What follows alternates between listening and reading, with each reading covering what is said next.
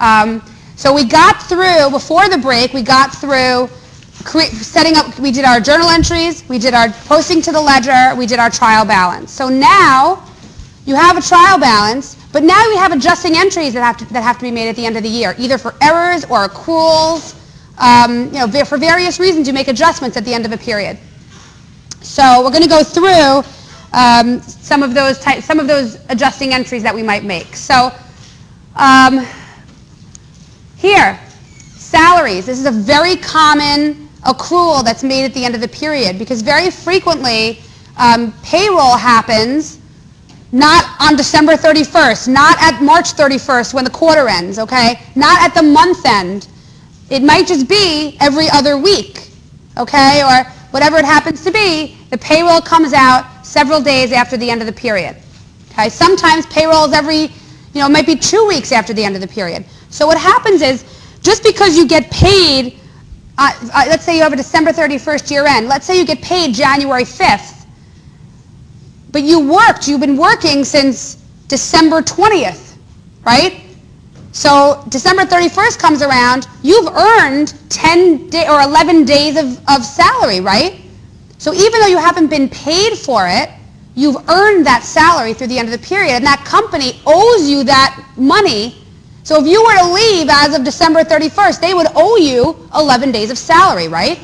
So what happens is you have to accrue those salaries at the end of the period via journal entry. So you haven't received your payroll yet, but you still have to you have to accrue that payroll. So this would be the type of journal entry that you'd make for your payroll. You'd figure out how many days have gone by, what your payroll normally is. You figure out how many days have been earned by your employees as of the end of the period.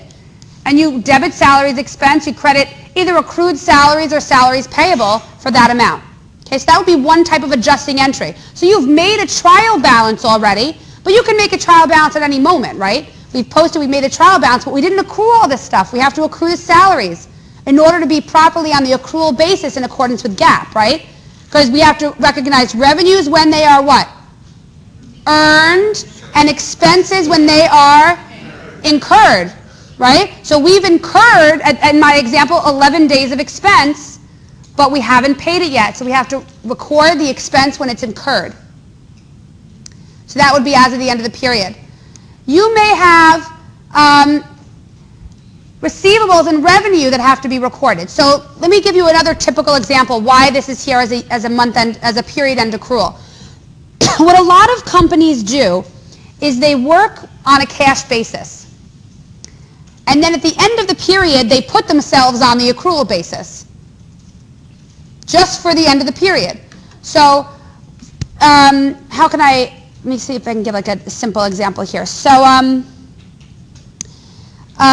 what many companies, what happens is, so I'm the controller of a company. I have somebody who works for me in the billing area, and I have someone who works for me in the payables area. Generally, what happens is the person in the billing area doesn't really, I shouldn't have said billing. I should say like collections area, right? They receive cash, and they record it as revenue, right? That's what they do. They bring in cash, they make deposits into the bank, and they put it in as revenue. They record the revenue in their, and that's their simple function. That's what they do. Okay, money comes in, they make a deposit, and they make a journal entry, or somebody else makes a journal entry to record that revenue. Okay, if you have proper controls in place. So at the end of the period, we have to look and say, is there anybody who hasn't paid us who owes us money? Okay, so for example, you think of, it's funny, I say it's like every time I teach this class, I always end up giving examples of a bagel shop. That's like always the first thing that pops into my head. It must be because I eat so many bagels. So it's like the first story that comes into my mind is like, oh, I'll just talk about a bagel shop, which is like kind of silly, but I'll just use that as an example, right? Because why not, right? So, so if I'm a small bagel shop, right, and people come in, they pay me in cash, and that's the end of it, and I have my sales that I make, but I also have some customers that are companies, that are local companies, and they buy stuff from me, you know, and I give them, extend credit to them, basically. I say, you don't have to pay me for like 30 days because that's how, they had to pay me right away, they might not buy stuff as frequently, right? And this is how I have this goodwill with these companies. I extend them credit and whatnot. So at the end normally what I do during the period is I just record revenue. I don't bill them and then record it as a receivable. I just create a little invoice on Excel or something and I send it out to them. At the end of the period, in order to be in accordance with GAAP, I look at all the people who haven't yet paid me. I look at all my invoices that are not stamped paid. And then I input them in a journal entry, and I debit receivable, I credit revenue. That puts me on the accrual basis. See? So I just do it once at the end of the period. I don't do it consistently throughout. You get it? Make sense? That's what a lot of small companies do in reality, because they don't care during the period about who they bill. They have a little system. They have a little 3-ring binder. They put the invoices in there, and then they just stamp it paid. They're not that. This is what a lot of companies do. They're not that sophisticated. They just record it at the end of the period. Yeah, I don't want to say it's just small businesses that do that. Large businesses tend to bill, and then they they debit receivable, credit revenue as they bill, right? So in a larger company, you'd be less likely to see that. But many small companies, and there are many small businesses, and there are even some medium-sized businesses that just aren't that sophisticated. This is how they work. Yes? There is some limitation, yes, for companies to use cash. What they're doing, these companies for the audit purposes would go on the accrual basis, but they may be cash basis during the month. Right. So yeah, of course there are limitations, because at any given moment in time, you can't print a report and see who owes you money and how long they've been outstanding. There are many limitations to doing business this way. I'm just letting you know that this is what happens sometimes. Okay, that many companies work this way. So these are accruals. Adjusting journal entries.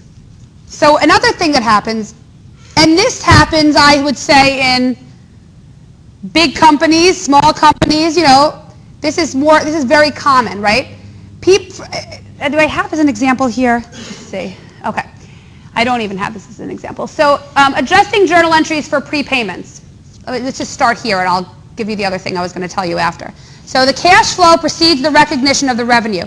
So you pay your insurance up front for the period or for the year. You make one journal entry, prepaid insurance, you credit cash. Believe me, you do not every week adjust that prepaid account and say, oh, well, I've used some of that up. Again, that's just not how people work, right? You make these entries at the end of the month, probably, at the end of the period. You don't probably maybe you do them at the end of the year, but if you do any kind of reporting with frequency, this would likely to be, you ever hear people say, oh, it's the month-end close. What a pain. These are the kinds of things that they have to do. They have to adjust all these accounts to put them to their proper balances.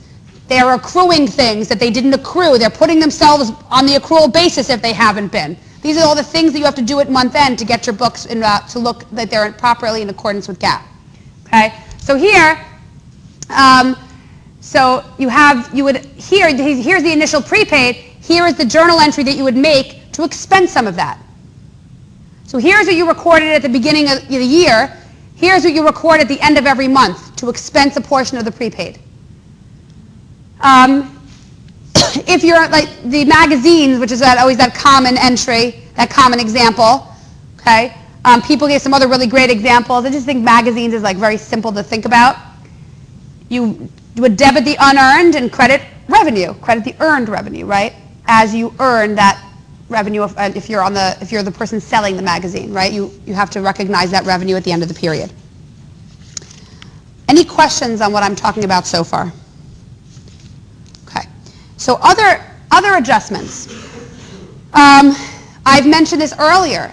You have these different estimates that you have to make at the end of the period. And again, you don't just say every time you get a receivable, well, what percentage of that specific receivable do I expect to be uncollectible? You'd be sitting there making a million journal entries. These are the kinds of things you do at the end of the period.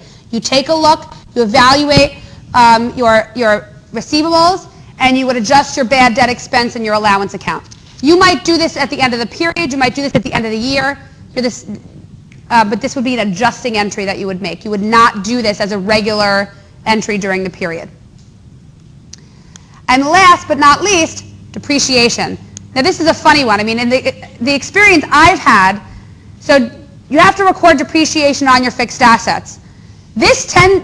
People have these, like, some people have very sophisticated fixed asset systems, and a lot of places have big, long Excel spreadsheets of, like, every asset from the beginning of time that they don't even, necessarily know where they're all at, but that's a whole nother, won't even get into that. But you have to record depreciation on those assets. So you calculate it, and you make a journal entry for it. Many accounting systems don't have a separate module for fixed assets, right? You have to record that somewhere separately. Very sophisticated. If you work for a large corporation, that may be different.